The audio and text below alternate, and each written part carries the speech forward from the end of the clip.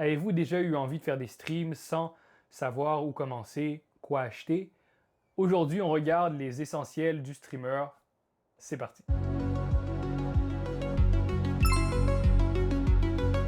Salut tout le monde, c'est Sébastien de Estime. Aujourd'hui, je vous fais ma première vidéo sur cette chaîne pour vous parler de l'équipement qui est nécessaire pour débuter dans le streaming. Let's go, je vous amène dans mon setup juste derrière. Alors, la première chose à faire lorsque vous voulez streamer, c'est de choisir c'est quoi le type de contenu que vous voulez faire en stream. Dans la grande majorité des cas, les personnes vont faire du gaming. Donc, c'est mon cas. Moi, je fais du gaming lorsque je suis en stream. Et il faut choisir au début, est-ce que vous voulez faire du gaming de jeux de console ou du gaming de jeux de PC? Quant à moi, le plus accessible, c'est le jeu de PC parce que vous utilisez votre PC de toute façon pour diffuser le stream. Et si jamais vous voulez jouer sur console, vous devez acheter un Game Capture pour ensuite diffuser sur votre PC, puis ensuite diffuser sur la plateforme dans laquelle vous streamez. Donc vous m'aurez compris, la première chose qu'il faut acheter lorsqu'on veut faire du stream, c'est un PC. Puis il faut un PC qui est assez puissant pour gérer un jeu, gérer aussi le logiciel, gérer aussi un stream qui roule en direct. Ce qu'on recommande habituellement, c'est une mémoire vive d'au moins 5 Go RAM et d'autres composantes qui sont assez puissantes, notamment la carte graphique qui est assez puissante pour bien diffuser un jeu. Deuxième chose à avoir lorsqu'on est streamer, c'est des bons moniteurs. Personnellement, je recommande d'en avoir deux.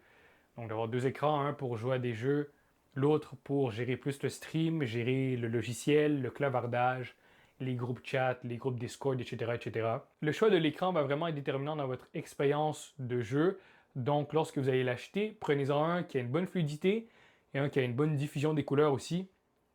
Personnellement, j'ai un écran de 180 Hz pour le jeu, puis un écran de 110-120 Hz pour la gestion du stream. Pour celui du stream, c'est pas trop grave, là, si la fréquence est les plus basses, mais celui du jeu, c'est vraiment essentiel. Et prenez un écran de type IPS pour avoir une meilleure précision des couleurs. La troisième chose que vous devez acheter, c'est un micro. Et vous allez voir, il y a beaucoup de choix de micros qui existent sur le marché. C'est très facile de se perdre, mais en gros, ce que vous devez retenir, c'est qu'il y a deux classes de micros.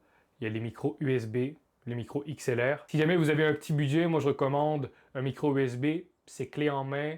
Toutes les pièces sont là. Pas besoin d'acheter d'autres outils à part pour que le micro fonctionne. Vous le branchez via le port USB dans votre ordinateur.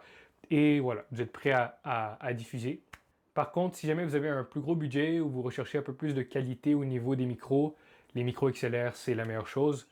Seul désavantage, c'est que ça coûte assez cher parce que vous devez acheter le micro, vous devez acheter une carte son au minimum pour pouvoir traduire le son du micro. Mais globalement, ça en vaut la peine. Vous allez voir que la grande majorité des YouTubers et des streamers aujourd'hui ont un micro XLR parce que la qualité est meilleure. Vous pouvez faire des ajustements aussi au niveau du son, au niveau du gain.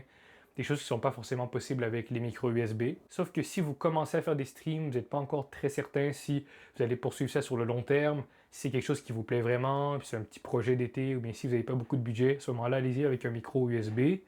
Ça coûte moins cher. La qualité, elle n'est pas aussi bonne que pour les micros XLR, mais ça fonctionne tout aussi bien. Là. On vous comprend lorsque vous parlez dedans. Là. Quatrième chose essentielle lorsque vous commencez à streamer, c'est d'avoir une bonne caméra. Vous pouvez soit acheter une webcam, soit un appareil photo, tout dépendamment de la qualité que vous recherchez. Si jamais vous avez un appareil photo, évidemment, vous devez acheter aussi un connecteur Camlink pour que ça fonctionne, pour être en mesure de diffuser l'appareil. Regardez aussi, important, des appareils qui sont HDMI clean. Comme ça va vous éviter d'avoir des paramètres un peu, ou voilà, des trucs qui flottent dans l'écran lorsque vous streamez. Et également, très important, de considérer la lumière. Je vais vous mettre les lumières que j'utilise moi en ce moment pour streamer. Ce sont des Elgato Keylight. Vous pouvez utiliser des softbox, vous pouvez utiliser des lumières de bureau, mais c'est important d'avoir un bon éclairage pour justement ensuite venir jouer au niveau des paramètres de votre caméra, pour être en mesure de réduire le bruit, c'est-à-dire améliorer un peu la qualité de l'image. Comme vous l'aurez remarqué, j'ai mis ma caméra derrière mon écran sur un trépied pour avoir un angle un peu du dessus. Petit conseil comme ça, moi je recommande d'avoir un angle de vue justement du dessus parce que c'est plus attrayant que d'avoir un angle du dessous où on voit vos narines, où vous êtes un peu déformé du dessous. Voilà, c'est mieux d'avoir un angle un peu du dessus, donc considérez ça aussi. Avoir un bon trépied pour tenir votre caméra. Cinquième chose essentielle lorsqu'on est streamer, c'est évidemment le casque audio. Donc il faut avoir un casque audio qui est assez confortable pour qu'on puisse le porter pendant des heures. Un casque qui a une bonne qualité audio pour qu'on puisse bien entendre aussi. Et à ne pas négliger la longueur du câble. Donc avoir un casque qui a un bon câble, ça va vous permettre entre autres d'avoir une bonne liberté de mouvement lorsque vous allez faire vos streams.